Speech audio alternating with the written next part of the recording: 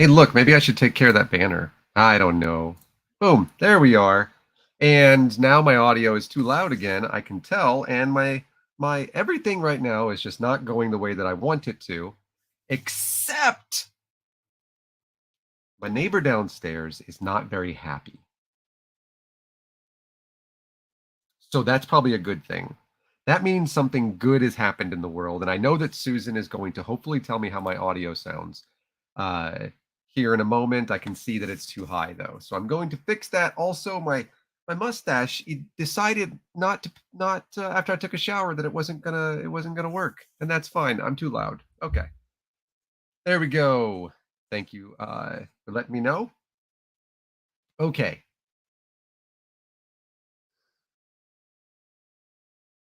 it's been it's been a couple of days, a couple of weeks, a couple of years. It's the eternity, seemingly, if you are a Republican.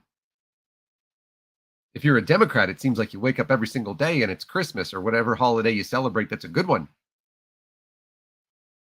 But if you're a Republican, it's like you wake up every day and it's an ongoing nightmare. It's like the black guy is president again. And by the way, I couldn't my Elgato lights do not want to play nice. So you get the background lighting today instead of the lighting that I would like you to have in the front. So you get to see stuff in the background. Congratulations. Here, watch, I can do this. Whee! And my camera will follow me wherever I go. It's really cool. It's like facing over there, but it's got me center. It's really nice. How should I start this? I'm going to start with a story. Susan knows the story because uh, uh, uh, it was such an amazing thing. And what I need to do is I need to find the photos that I took of this story or of this, so that uh, because they're just so good. And I'm going to, because it was what, Sunday, I believe, that this happened. I think that's correct. I'm pretty certain it was Sunday. So I downloaded those, and let's see if I can get them uploaded here. And uh, Sunday afternoon, I went down. I went across town, and I went canvassing. Canvassing, if you don't know, is when political candidates, their candidates, their staff, their team, and volunteers get together and they get some literature or lit. If you're in the game, you know the game, and they get together and then they go and they usually, at least in the case of Democrats, I don't know what Republicans used. Also, don't care. Uh, uh, some software called minivan or van. Last week, a person who had never canvassed, they were asked, they had a minivan and they said they had a Lexus. So I can see where there would be confusion. And also, there's an application known as Polis that we used when I was on the Beto for Senate campaign back in 2018. But minivan is used by Democrats. And what the way that it works is, so if you don't know, if you're registered to vote, it's public. If you are registered to vote, it's public. And if you're registered as a Democrat, a Republican, a Libertarian, Green Party, those kinds of things will be like unaffiliated or independent, of course. And if you voted in recent elections, that's public. It doesn't say who you voted for, which is unfortunate if you're if you're looking to try to, I don't know, extort people or take their voting information to Montana. And And that's all very public. And so you have these organizations, you have these companies like Minivan, and it gets and it puts it into the system, and then they create every single district has districts inside of it, and what it does is it creates these things, and inside of a district they're called turfs, not to be confused with J.K. Rowling. She just is one. Uh, and basically, you choose a turf and you go out and you canvass. And what canvassing is it's not every single door. Obviously, if there's a Republican or something like that, I'm not going to, unless they've said that they would like to talk to somebody from the campaign, you don't knock on their door. And they are, it tells you uh, that they're registered to vote. It tells you what their name is, how old they are, and if they're a Democrat or if they, are independent or whatever it might be. And then you have information when you talk to them. They open the door if they do. Most people don't. If they open the door, you talk to them, and uh, I'm a volunteer for such and such campaign, and making sure we can count on your vote this November. And if they ask questions, awesome. If they tell you to leave, great. If they try to argue with you, don't. And if they don't answer the door, you leave a little bit of literature. Okay. And then you mark it down and you go through. I uh, I went out on the east side of Portland, down in a suburb of Portland on Sunday, and I'm going to get to ranked choice voting in a second. Susan can tell you I've advocated for it for a long time, and it's great. And I was canvassing, and by the way, it takes a little bit of planning, and it takes a few hours. You're going to get your steps in, and I was just about done canvassing. It's like the greatest thing that has ever happened to me in a political campaign or in politics. I'm serious. I was just about done canvassing, and I went up to somebody's door and I knocked, rang the doorbell, don't remember, not important. And out of the corner of my eye, I saw a person, not in this house, on the sidewalk. Uh, I think a couple of houses down. And I was like, okay, you notice your surroundings. You always want, you always want to canvas between 9 a.m. and 9 p.m. Don't go out when it's dark for the most part. So it was middle of the day and there's people out and about. And I was like, okay, you still want to see. Well, they didn't answer the door. And so I left literature, which you do, depending on what it is, door hangers or whatever for these, you just kind of roll it up and you stick it in there, in between in between the door handles and stuff. And I went to the next, it happenstance that the next house was one that I went to, like that was on the list.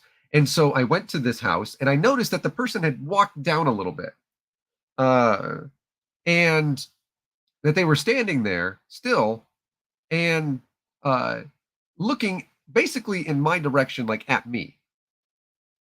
And, a little bit disconcerting. Like, dude, stop. And I was like, I can do a few different things here. One, I can, stop and talk to this person, let them know what I'm doing. I don't have to do that, nor do I feel the need. Uh, Number two, I can ignore them. Or number three, do what I did. And I noticed that this person wearing a hat, like a camouflage hat, like wraparound sunglasses, t-shirt, black shorts, like I don't know, Adidas or Nike shorts, black socks, black shoes, and a ballistic vest. I'm gonna see if I can't put the photo up here because I really wish that I had recorded this video, because honestly, I'm more proud of this than many things that I have done. And Susan, isn't there a way to like upload photos to this? I forgot where they went. Can't I add something? Overlay. Sure. Don't know. Anyways, uh, I believe I can do this and then, oh, not that one. Okay. Cool. Cool, cool, cool. Awesome. Okay, I'll show this in a second. And so I said, okay, I want to see if this guy's following me, right? I want to know, uh, uh, uh, you know, what their whole game is. Because this, at this point, by the way, is intimidation and it is illegal. And I said, okay, let me see what this guy is up to and if he's going to continue doing what he's doing. So I can show you like the like the Google Maps version of this because you can see everywhere that I walked and stuff, and I knew exactly where I was. I knew where the car was, and I went to the end of the block. I still had houses to go to. The corgi gets it. I went to the end of the block, and then I looked around a little bit as if I didn't know where I was, and then I made a right turn, and I started walking fairly slowly down the street. I was on the sidewalk, but on the street, and uh, I did the thing where you pull up your camera and then you put it on like selfie mode, like the front facing camera, so that you can see behind you, but they don't know you're looking. If you don't already do that, recommend. And a few steps, I noticed on my camera that this guy had gone to the corner and was staring at me. And I said, okay. I'm gonna move the microphone back a little bit because yeah. So I see this guy and I see him behind me. And I turned around and I held up some of the literature in my hand and I just my camera just died. Funny. Anyways, there it goes again. I held up literature in my hand, and I think that I got this right. Susan, let me know if I'm a little bit off on this because I told Susan rather immediately after it happened. And I said to him, I said, hey, what the fuck was the first thing?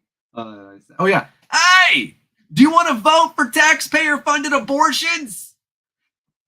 And he's staring at me, and he has like this type of look, like I couldn't see his eyes, but he this type of look in his eyes and like on his face where he's like, and then I go, you want to pay for grooming in public schools? And I started walking toward him, and I don't remember all the things that I said to him, but I said, where are you going? I'm just trying to make sure we get your vote. Vote for socialism.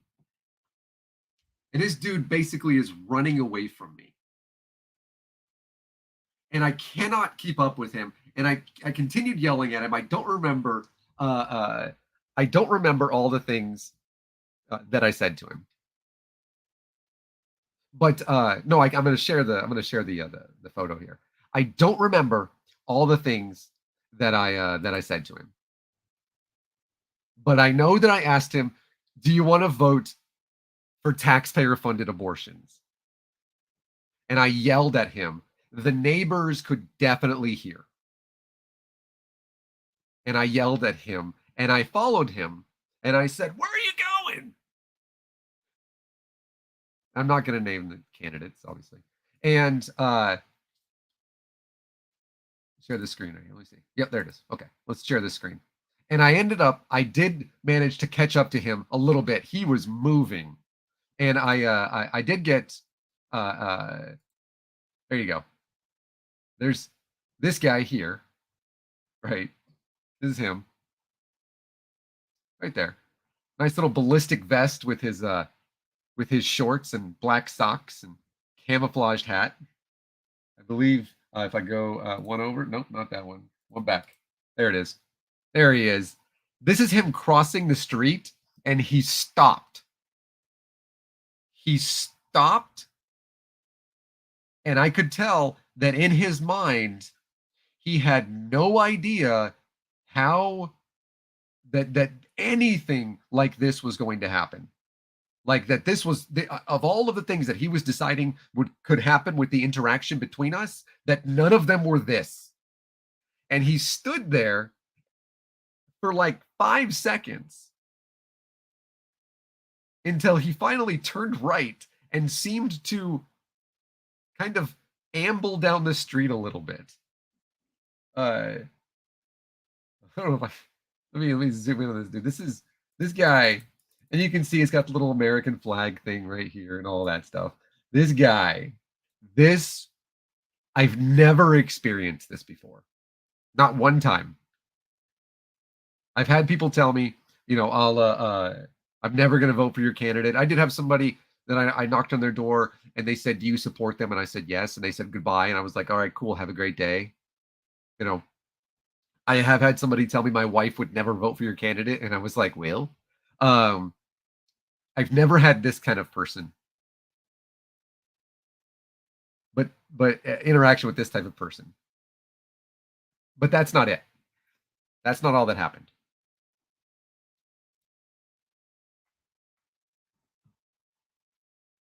I didn't know where he went. I didn't know where he lived. I knew where I was going because I went down to the street where he had walked across, and I turned left. It was over here on Portland Avenue, I think, on the east side of town. And I didn't know where he went, but I was going back to my car. I finished like two or three different houses, and I went down and I made a left turn, and the car where I had parked it was a block and a half down on the left. Well, on the corner was this, regular suburban house. And uh, I noticed that there was a guy in the garage. He was on the phone talking to somebody about something, and love this cup, babe. Uh, his big Pathfinder or something, big black vehicle, probably the only black thing that he owns or knows, uh, was in the driveway, and I noticed on the back of it has a big AR-15 sticker, and on the bottom is a little bumper sticker that you can't, one of the ones that you're supposed to put it on the window, but you put it on the bottom and you realize you're never going to be able to take it off. It's like that tattoo that you probably shouldn't have gotten. And it says, "Let's go, Brandon."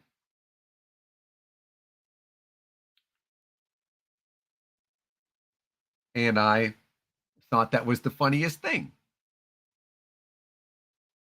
So I walked, I, nope, not going to do anything.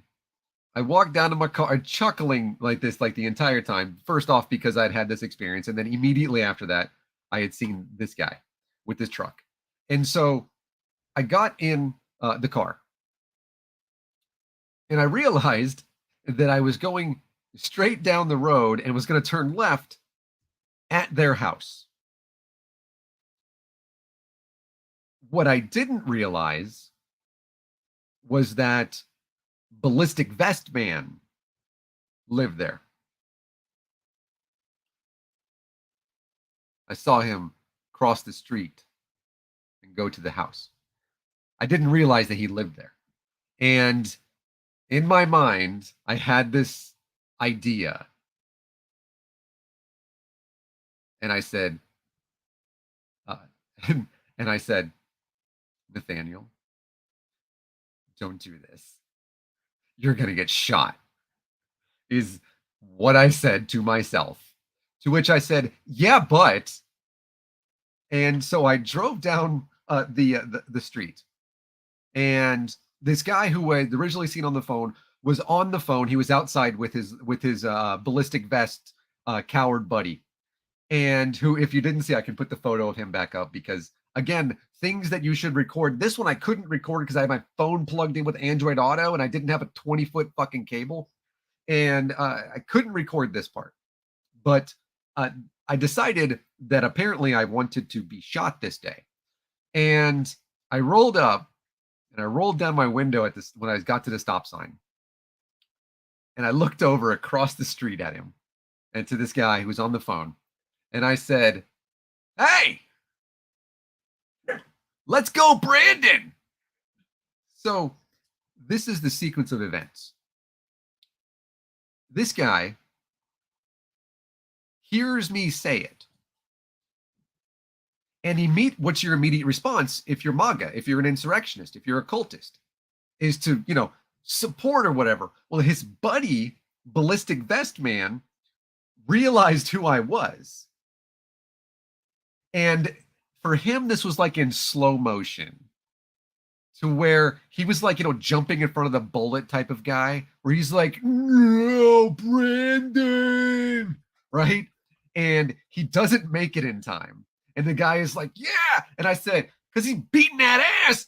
Brandon beating that ass." And his buddy is going to say something to me. And he just goes, "You." And I drove away. And I was like, what a day of canvassing I had today. Whoo. And I was like, I'm not doing any more today. This is the highlight of my week. So that was fun. I got to tell you that story. It was a good time. 20 minutes of your day have gone by, and you got to hear me tell you stuff about what I did. Most canvassing is not that interesting, by the way. Most canvassing is really hot, and or it's raining and it doesn't matter, and your phone battery lasts for like 5 seconds, and you can't figure out what the thing says on the map. Is it a 7 or is it a 1? This was an opportunity that a series of events that just doesn't happen. And if you are if you didn't see it before, let me share this again. This is the guy who was following me with a ballistic vest on. Hey, man. Following me with the ballistic vest while I was knocking on doors and canvassing. That's him. This is cosplay MAGA. And you can tell this is the first day that he's worn shorts in like his life. Right?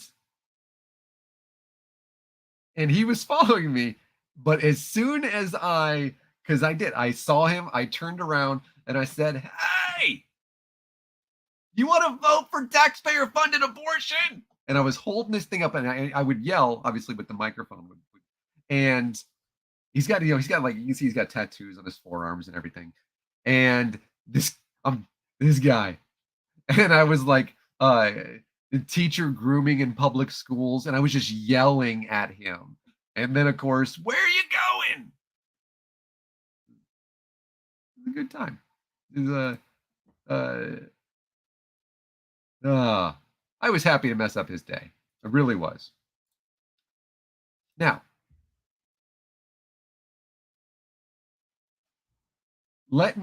all the things he expected to happen that man, let me explain to you now ranked choice voting, which I've explained before, but I'm happy to do again, and why we should have it, and why it should happen in every single state across the country, why it's perfectly in line with what we could use with the Electoral College, and then, of course, why Republicans don't want it. So, Susan can tell you the way that I first explained this to her was a bunch of names of 2020 presidential candidates. I think there were 3 or 4 of them on a piece of paper, and then a bunch of like Roman numerals where I was like, and then scratching things off. If you didn't know, like, what I was talking about, because I taped it to the wall. If you didn't know what the heck it was about, you'd be like, "This guy talking about, like, what? How many?" Hey, Bree, good to see you. You wouldn't know. So let me explain it here. Ranked choice voting. Because apparently Alaska did it and Republicans hate it, and now I'm going to really break down why.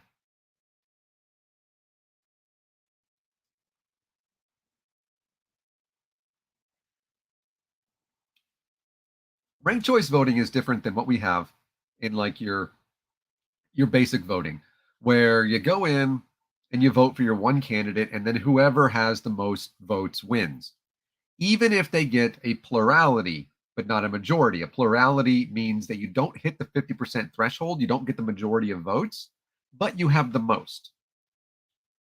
This, of course, does not reflect the will of the people because 50% of people didn't vote for you.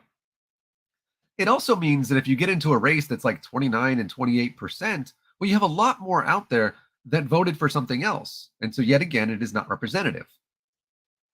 And even in something like a jungle primary, like what they have in the state of Washington, it's still not properly representative. And you can ask, was it Jamie Herrera, who is currently the Republican representative, and that's in Vancouver, Washington, who is no longer because she lost to a Republican who didn't get 50% of the vote in the primary, who is, MAGA. So yay, insurrection and such. End of democracy. What a great time.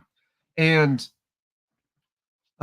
so those, and they go to whoever wins, regardless of whether they make 50%.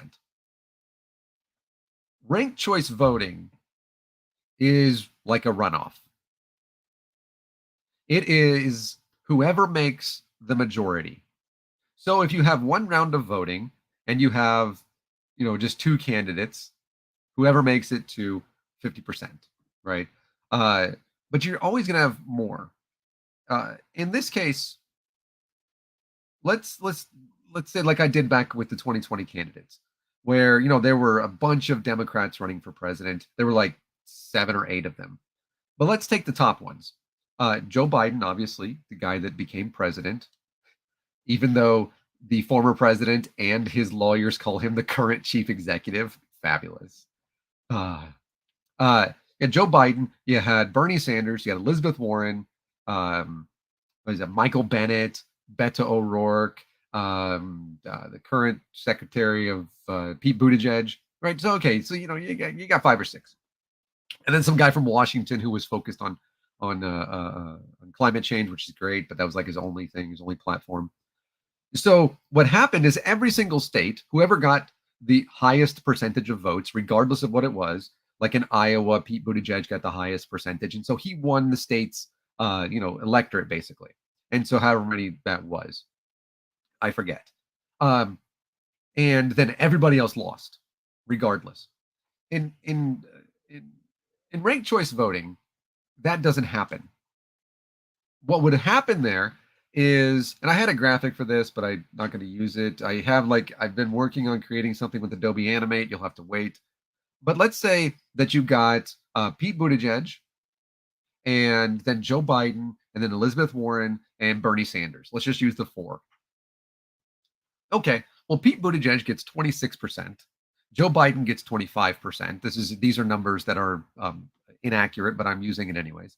And now, mind you, if Pete Buttigieg had gotten 50%, he would have, on the first round, he would have won the state of Iowa, but he didn't. So, so what, 26, 25, 18, and 13%. That doesn't add up to 100, but I don't care. What would then happen is whoever was in last place, so in this case, who would it have been? I don't know. Michael Bennett, right? 13%. Whoever's in last place, they're eliminated. And then the votes of the people who said, hey, he's number 1, okay, well, their number 1 is eliminated. And so what they do is they make their number 2 votes the number 1. So let's say they voted for Joe Biden number 2. So Michael Bennett number 1, Joe Biden number 2. That vote would then go to Joe Biden. And then whoever they had number 3, that would go to number 3 over here, number 4, etc. If that makes sense. And thus adjusting how the ballot is what the percentages are. So if Joe Biden is down by to Pete Buttigieg by 2 or 3 points, but then all of like 90% of Michael Bennett's votes, Michael Bennett number 1 voters chose Joe Biden number 2, and Pete Buttigieg number 4, well, then Joe Biden obviously would leapfrog Pete Buttigieg based on the fact that that higher percentage of votes, and Pete Buttigieg obviously would then fall down, and you could see where and how that would go until then Michael Bennett falls off, and then I guess Elizabeth Warren would fall off, and then whoever said, okay, Elizabeth Warren was number 1, who's number 2? And then number 3 and number 4. What that does is that uses the will of the people in the proper representation until somebody gets to 50%. Let me know if that makes sense. If it doesn't, because when you hear it the first couple of times, it becomes kind of convoluted. And I know that.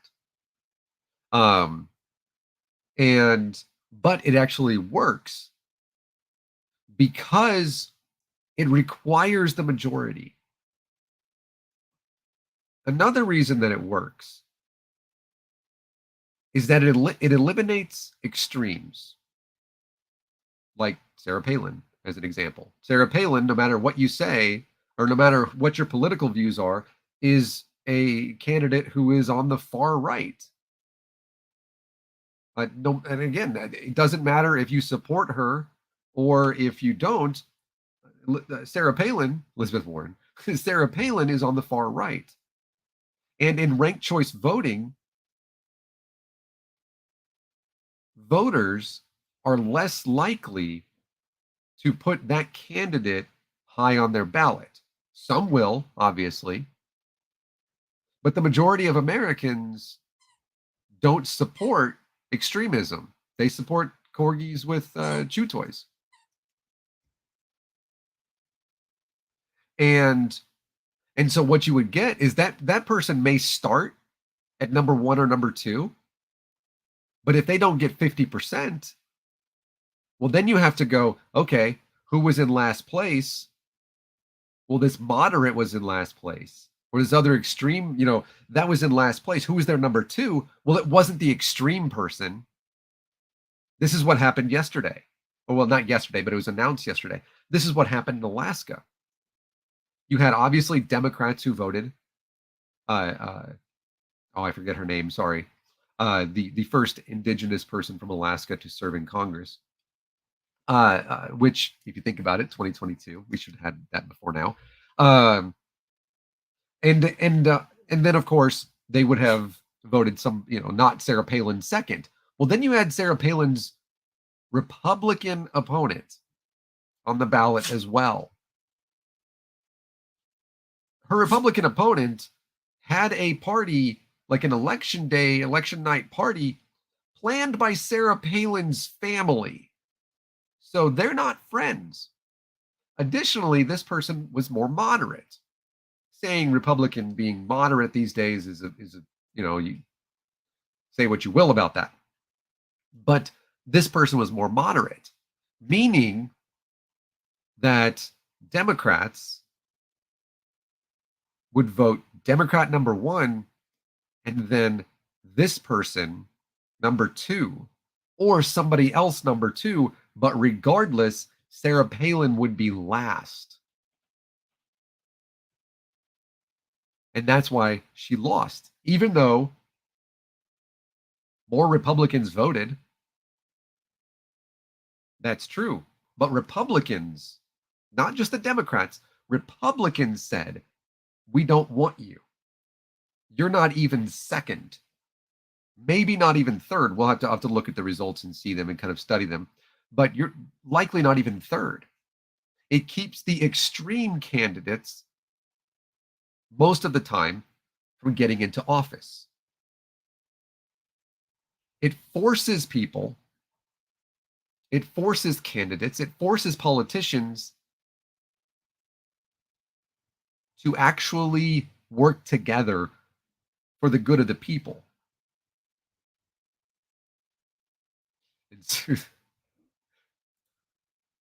I do as well. And I mentioned this to Susan yesterday. The same thing as what was happening in all these other states where Republicans who are like all against voting and all that stuff. And there's so much fraud and everything. And they're fighting each other. And I said, I'm like, yes, continue to do that. In fact, spend a ton of money doing that. Also, you should probably give your money to things that actually matter. I don't know. uh, and continue doing that because you're focusing 0% of your time on the Democrats. Please continue. You're going to lose anyway. Um, and it forces them to work together to become more moderate, to pass legislation that is not extreme. It also helps to mitigate and hopefully into the future mitigate and eliminate gerrymandering because this is more representative. Somebody like Dan Crenshaw, he's in a district which is part urban and then out into the more less populated but larger area of conservative suburbs, right? Well, he wins because it's gerrymandered in his favor. He's the Republican. Well, here's the thing. Dan Crenshaw is currently not a fan of, or the MAGA is not a fan of Dan Crenshaw. Okay. He can't count on the MAGA vote, which means that they're going to put him maybe not at all. I'll explain in a second why that's bad. But so you have a lot of voters right now who are in these gerrymandered districts who are disenfranchised, not just because of the things that the obstacles put in their way by, I don't know, telling them they can vote and then arresting them for voting. But also disenfranchised, hey Richard, because their vote seemingly doesn't count. And how many times have we heard this? My vote doesn't count. It doesn't matter if I vote. You hear that from red voters in blue states and from blue voters in red states. And there is a kernel of truth to it. Because it doesn't matter how much I vote. I'm in a gerrymandered district and it's going to go to the other party anyways. Yeah, they're disenfranchised. In addition, as I mentioned, to how many other ways that people are disenfranchised, specifically, you get it, you know. What this does is it eliminates as much as it can, first off, mitigates and will eliminate as much as it can this disenfranchisement. And yeah, Richard, if you back it up a little bit, I kind of explained it a little bit. Ranked choice voting, I hope in a way that was easy to understand. If not, I will again. And because MAGA is not going to vote for Dan Crenshaw. Well, neither are Democrats, at least with number one. And depending on who else is running, maybe not number two.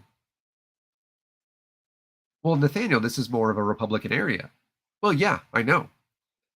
But if MAGA is not going to vote for Dan Crenshaw on number one, and then again, maybe not at all, well, then where does that put Dan Crenshaw based upon the voting demographics in his district? Does that make him the likely winner? Well, he's not going to get 50% in the first round. Democrats didn't vote for him first. Okay. Well, who are the Democrats voting for second? Probably not him. Certainly not for a MAGA candidate. Somebody else is going to be elevated.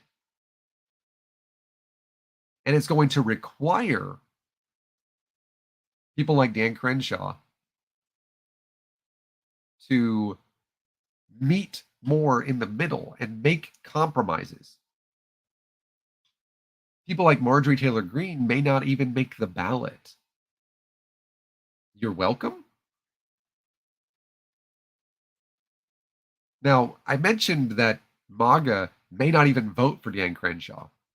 Well, let me just go in and vote for number one like I always have, and then great. Okay. Let's say that you vote once, like for your one candidate, and then you are so extreme and so involved in an insurrectionist cult to attempt to overthrow democracy that you don't vote at all. Okay. You disenfranchised yourself. Because if your candidate doesn't get 50%, then it goes to number two. And if you don't have a number two, guess what? Your vote just disappeared.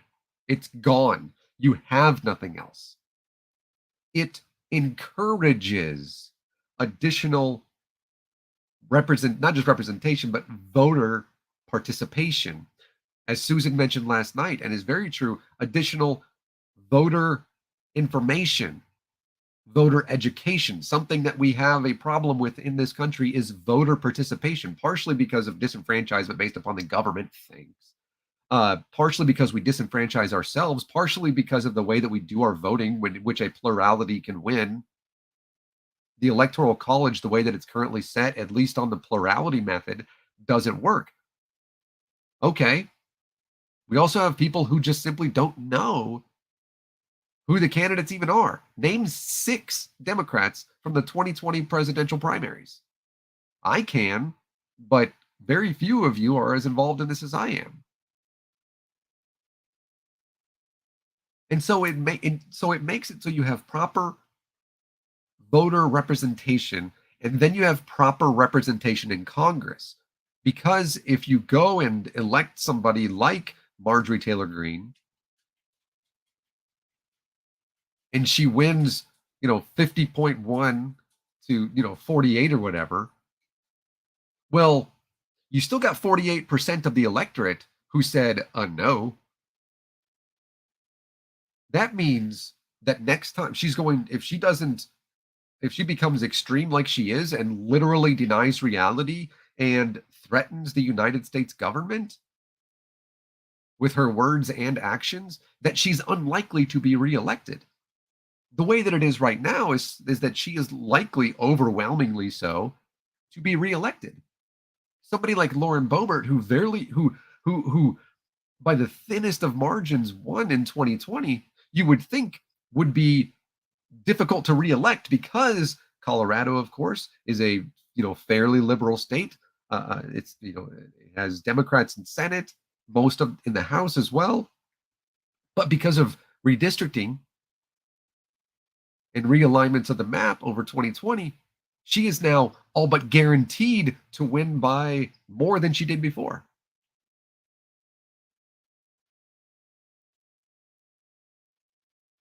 With ranked choice voting, it would be much, certainly not as likely to have some of these more extreme candidates. I know that when I talk about the extreme candidates, I'm mentioning those folks who are on the right.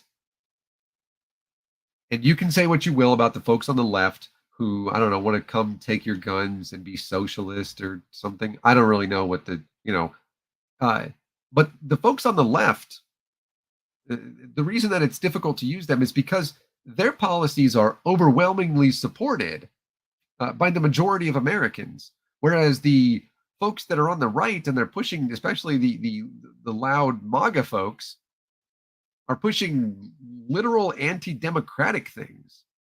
Say what you want about them saying socialism, Marxism, Nazism, communism, as if they're all the same thing, but regardless, and all of this stuff and these scare things. The war on Christmas is soon, y'all. It's not the same thing. The Overton window has moved, and the political landscape has shifted to the left, to where things you would have considered to be more extreme, even in 2010, 12 years later, are now considered mainstream. And John Fetterman made a point of this when he said, well, no, I'm no longer considered progressive.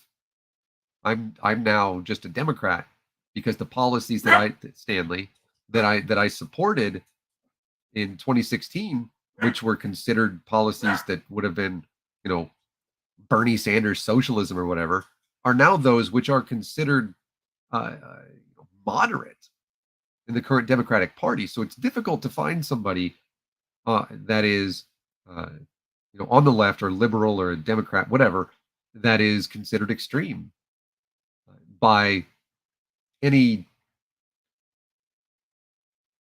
uh, not Fox News, if that makes sense. Now, uh, uh, I'm okay with having, by the way, ranked choice voting with the Electoral College. Do I think the Electoral College is antiquated and outdated and built, that maybe it shouldn't be built the way that it is. And thanks, Thomas Jefferson, for your stupid agrarian society. Also, slavery. Yes, I do. Do I think we're getting rid of it? Not right now. Like, let's get to the ranked choice voting thing first, and then we can get to that. Um, I'm not in favor currently, at least, of the national popular vote, because as I've mentioned, the national popular vote uh, is it doesn't mean a plurality, or it doesn't mean a majority. It means a plurality, and I don't think that's representative. I'm in favor of ranked choice voting in the states with the electoral college, and I'm in favor of all of those states doing their elections just like Maine and just like Nebraska. Let me explain. Usually in a state, uh, whoever wins the most votes automatically gets all the electoral stuff, right? So like 38 or 39 or something like that in Texas. So you usually get those. Most of the time you'll get those, at least in recent memory, that'll go red. And Oregon, where we live, usually you'll get something almost always, at least since 2000, that is blue. And you have some states they would consider, which would be something like swing states. They consider Florida to be that, which is weird. But Wisconsin, Ohio, yeah, Michigan, Wisconsin, I submit Wisconsin, yeah, like Minnesota, those types of things, right? Arizona right now. Okay, uh, sure. I would like the states though to do the way that Nebraska and Maine do, and Nebraska is a really good example of this because we actually saw a split in the electoral votes. So if you don't know how electoral voting works, every state starts with two because you have one senator and then two senators. That's two, and then based on the number of representatives you have in Congress, that's how many electoral votes you have. So you have two plus. So Wyoming has three electoral votes because they have two senators and one person in Congress.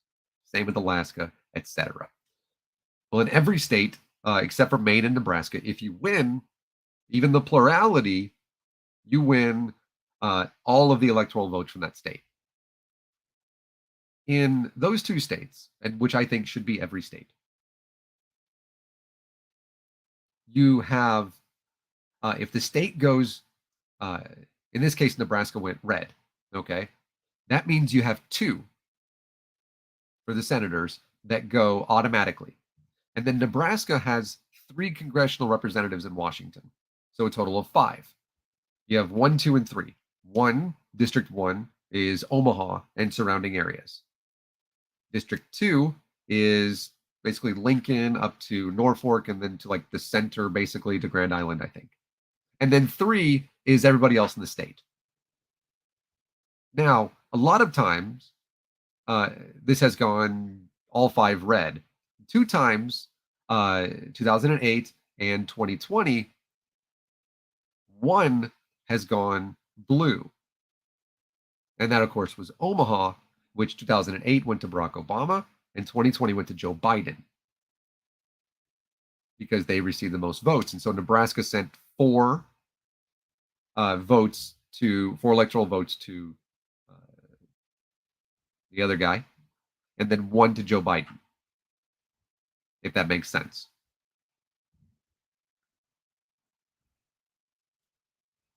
I like that in every single state.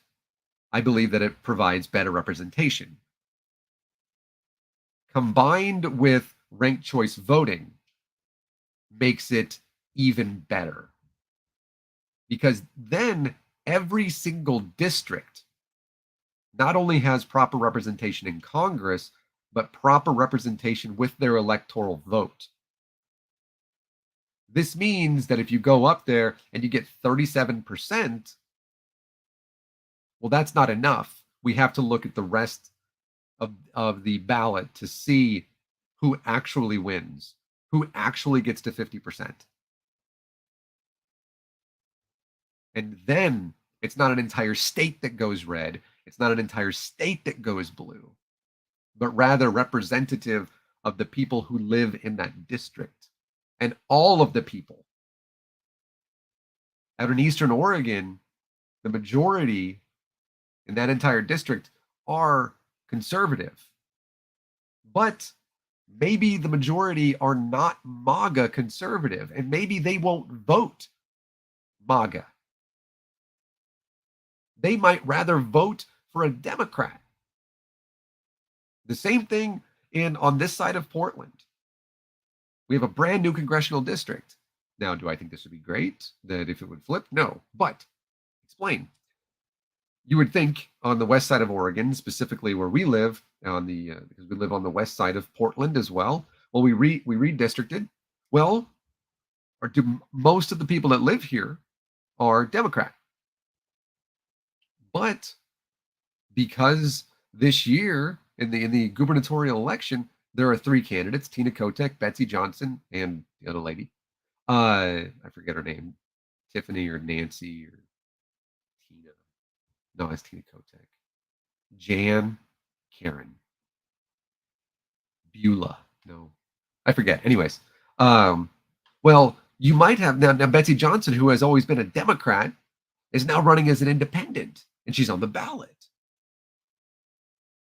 Okay, well, let's consider them three to be presidential candidates. Okay, well, you'll have some Democrats. Most of the Democrats, right, are going to vote for Tina Kotek on number one, and then they might vote Betty Johnson number two, and then number three would be the other person, Nezarn or some shit. I forget. I don't know. Right?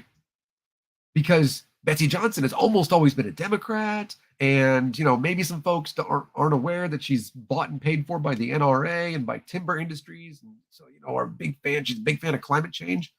Might vote for her number two because she's not the Republican. Well, then you have the Republicans who would vote for this other lady, but then would say there's no fucking way I'm voting for a lesbian, and then be like, so I'm voting for Betsy Johnson. Well, guess what? If Tina Kotek didn't get the 50%, well, the person on the bottom, the Republican, would be knocked out. Okay, the people who said that she'd be number two, or the number of people that said that Tina Kotek should be number two, would likely not outnumber the amount of people who said Betsy Johnson should be number two. And so Betsy Johnson would win at least this district. And so the electoral vote from this district would go to Betsy Johnson. And here's something important for you, conservatives and Democrats, or conservatives and liberals. With ranked choice voting in place, this could be a real thing in Oregon. Proper representation. Here's the thing, though. Can you imagine having universal mail-in ballots with ranked choice voting and this type of electoral college representation? Oh my God, my heart can't take it. Did you get hot in here? I'm flustered. And if what I'm saying, if anything that I'm saying is at all fuzzy in your mind, or I'm not explaining it in a way that makes it super clear, please let me know. Because I want to make sure that I do. So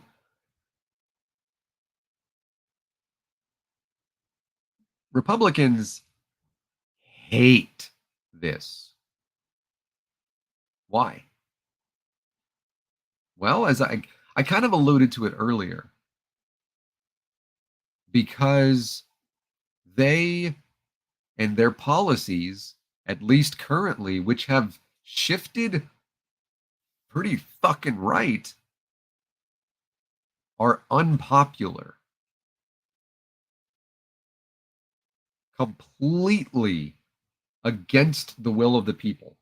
I don't care if you're Republican and you want to come in here and yell at me, and you want to you know, like, like follow me around, like this guy, right? And tell me how dumb I am. That's fine. It doesn't change the fact that policies that are put out there by current Republicans are unpopular by a pretty good number, um, especially by LGBTQ plus people and anybody with a uterus, anybody that's not a white guy, realistically, and usually not the white guys who have college degrees, although that one's a little bit more split. And what I'm saying is that uh, Republicans are not popular.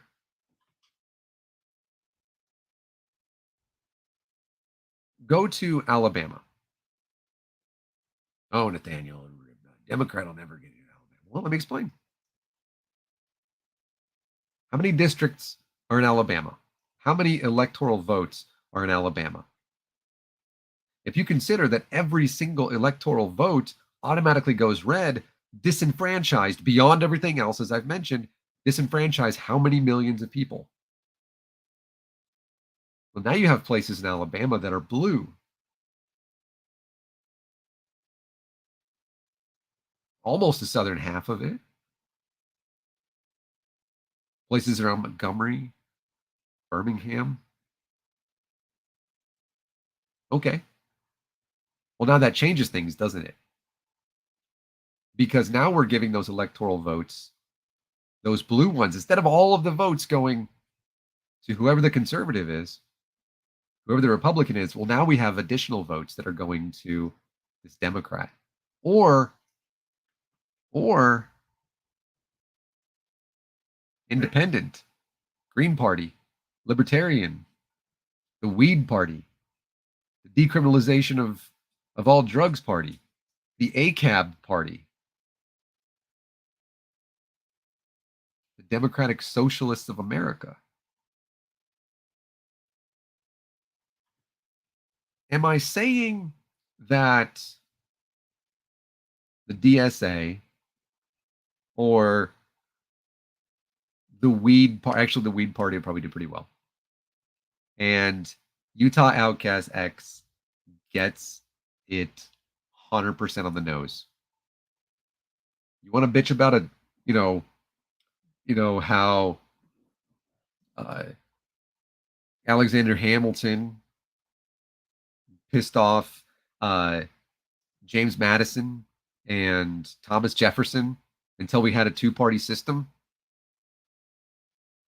Okay, fair point. It is fair to bitch about it because you're right. You want to change it?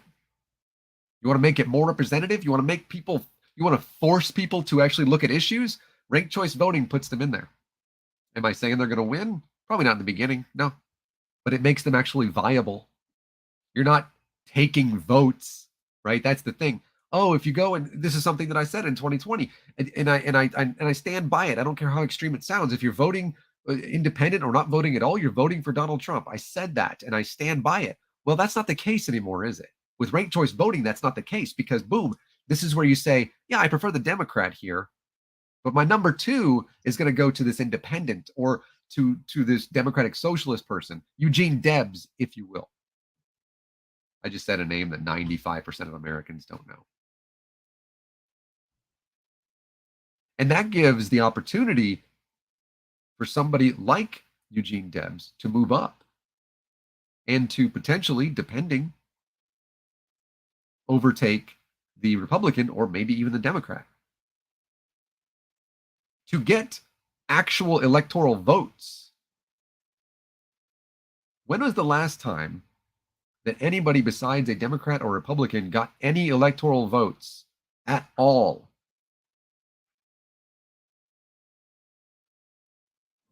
538 electoral votes. When was the last time anybody besides a Republican or Democrat got any? Ranked choice voting with proper electoral representation in that process. Your vote counts no matter what, unless you decide only to vote for one person, which, yes, MAGA, please do. In fact, I beg you, vote for one person. Take yourself out of the entire fucking equation. I don't care. But your vote absolutely counts.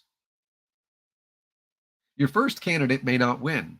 And in fact, if your candidate is Herschel Walker, he's not gonna, right? But your second choice might win. You're not voting for the quote lesser of two evils. I don't think that Joe Biden was the lesser of two evils, by the way.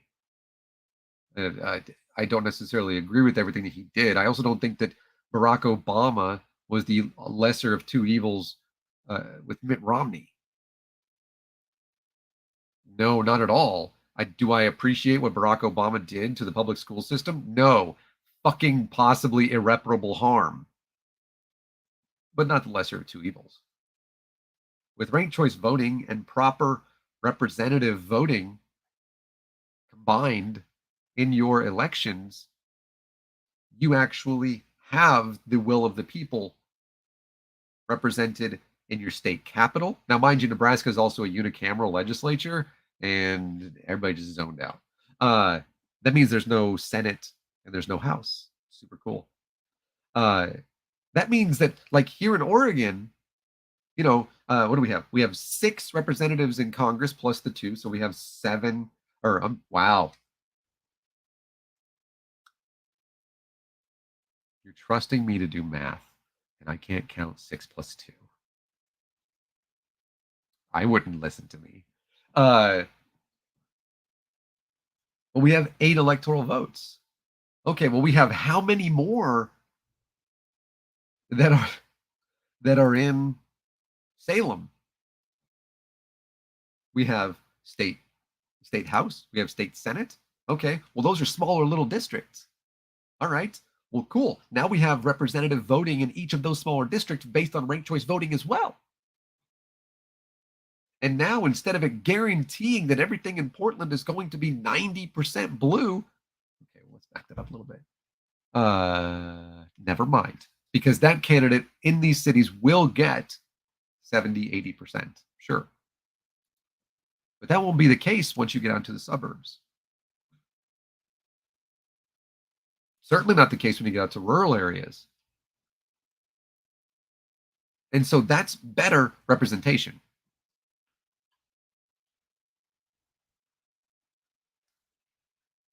It's a better method to vote. It's a better method to choose, both for us to choose who represents us in Congress and to ensure that they do their fucking jobs. It weeds out extremism.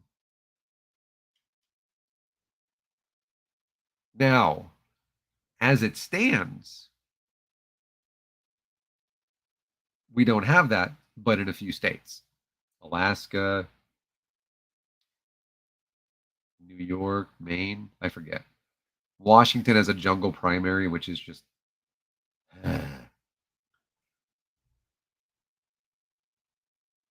as it stands, we don't have that. What we do have is a election that is coming up in November on the 8th, 69 bang days until November 8th.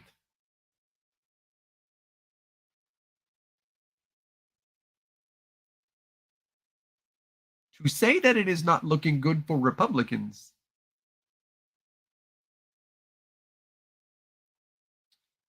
isn't just stating the obvious. It might actually be understating how bad it looks for Republicans. Let me give an example of this. Not just Sarah Palin losing. Oh, man. And not just what happened in upstate New York, and not just what happened in Kansas, and not just what's happening literally everywhere, where you're talking plus 10 points. I was way low with when I said just give Democrats 4. No, there's plus 10 points in more than a few places. But let me give you an example of how bad it is for Republicans right now. Uh, Joe Biden, or as I personally like to call him, Dark Brandon. I feel like that name trend it needs to take off. Okay, um, has been doing fairly well recently. He's been attacking things and all that stuff. A couple of days ago, he made a major gaffe. I was not happy with him. Does anybody happen to know what he did that was unpopular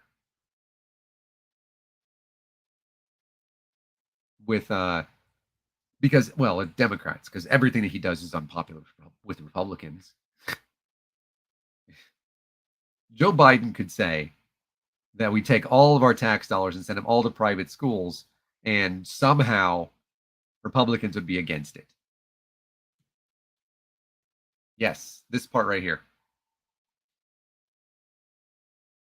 Yep. I have a question for you. Where did that make the news? Where did it where did it make the news? What channel did people talk about it?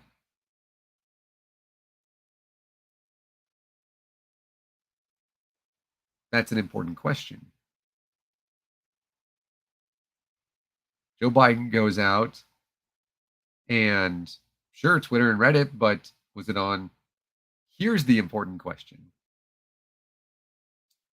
Was it on Fox News? Did they talk about Joe Biden wanting to fund the police for hours on end? Did they spend all of the, what is it called, Fox and Friends, talking about Joe Biden wanting to fund the police? Did MSNBC go out and say, whoa, Joe Biden, major gaffe?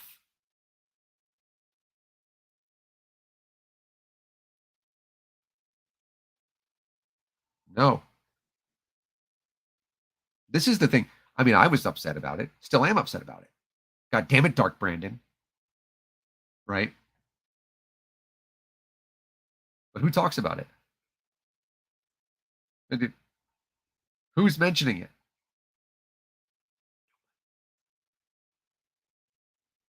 Nobody at all. Do you know why?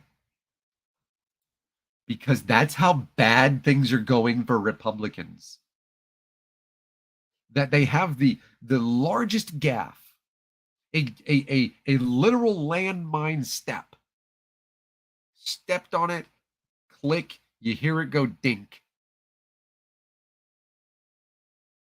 That Joe Biden has had in months.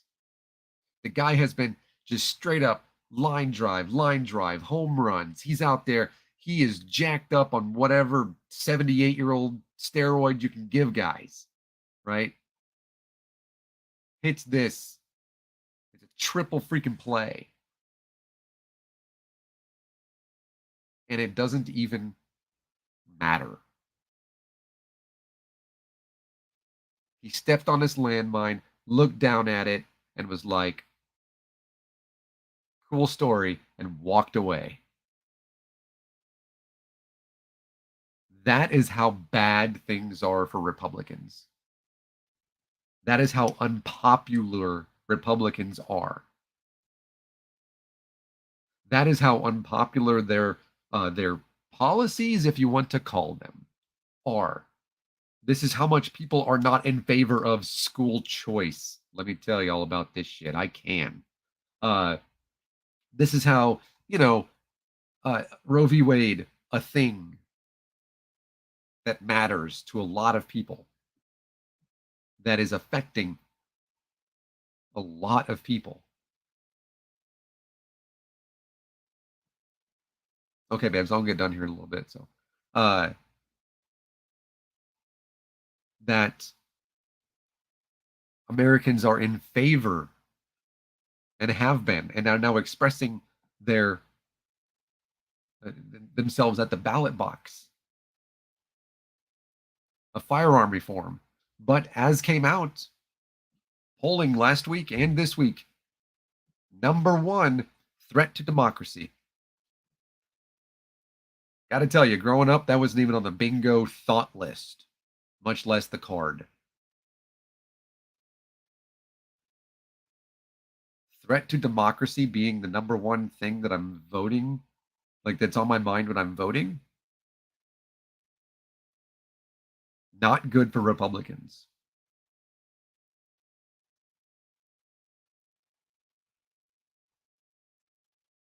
Here is what I say. I already said 54. Was it 54 to 46, right? I already said that. I predicted that in 2020. I'm standing by it in 2022 for the US Senate. I didn't know, and I felt like even with all of the momentum that Democrats had and still do have, that I didn't know how the House would go. I thought that it was becoming more favorable for Democrats, but there was still, as was mentioned, a lot of places where it still just is very likely that they lose the House. I don't think so.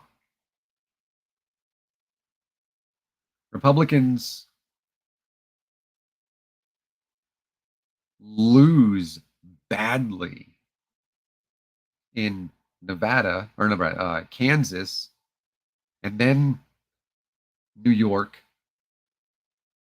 and then Alaska. What? That wasn't even like lean. That was like solid red. And you look at polling, and as I mentioned the other day, you look at the polling or the last week, whenever I recorded last, and no matter how close that looks, you take Democrats. I said +4. You may want to give them +6 at this point. And that might be too low.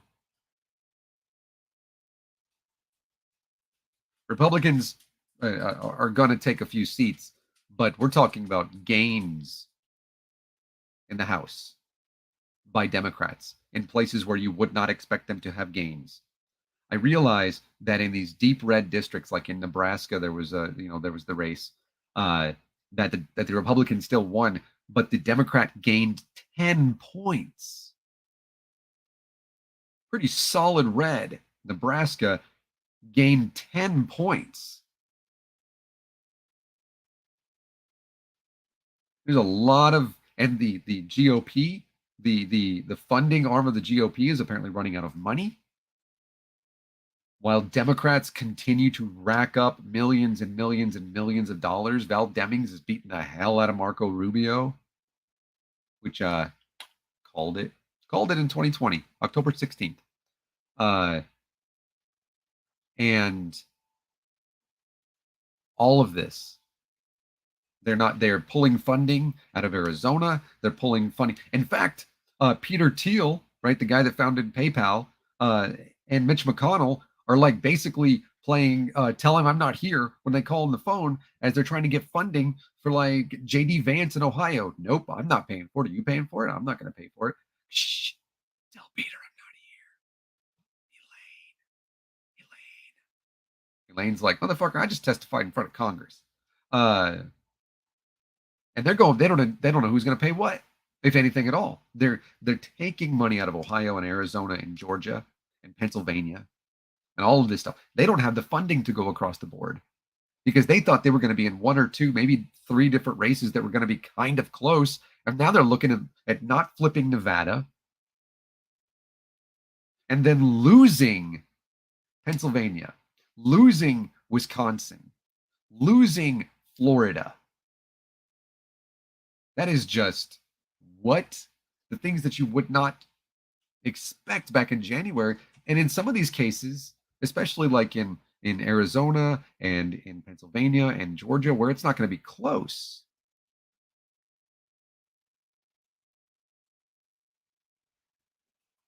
it is just getting worse and worse for Republicans. I have never seen them in disarray the way that they are. I've never seen them so poorly funded. I've never seen this. Thank you, Donald Trump. You know what I mean? Keep the focus on Donald Trump. I don't care. In fact, that'd be great. Go ahead, Fox News. Have him on every fucking night. Have his lawyers on admitting to crimes every single night. Please. Because you can't get funding for your candidates and you can't get ad placement for your candidates if all you're getting is money that goes to the previous president who's likely not going to be able to, well, maybe run, sure, but he's not going to be president again. So keep focusing on him. I would like that very much, please and thank you. But it is, it's you go from a historic, looking like a historic Republican deluge back in January to now it's 69 again days until the election, and it's looking like a blue wave again.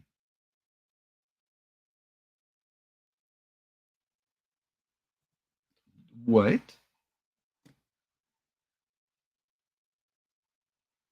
And that would spell trouble for the Republicans in 2024 as well. I can get to that in a different video, but I think that's good. We're at a minute. We're an hour 20. So, yeah. Yes, they are that unpopular. Yes, Republicans are that unpopular that uh, it looks, I'm going to say, historically bad for them, not because they're going to lose by these record numbers, but historically bad because they had such positive positioning and somehow are going to lose an incredible amount. And 6 months ago, that was unfathomable. And then they started doing their thing. Brian Kemp is in trouble too. We'll see how that goes in Georgia. Lindsey Graham, he got half of what he wanted. These are big deals. As long as we remember, the number one thing on people's minds right now is the threat to democracy. Keep that front and center.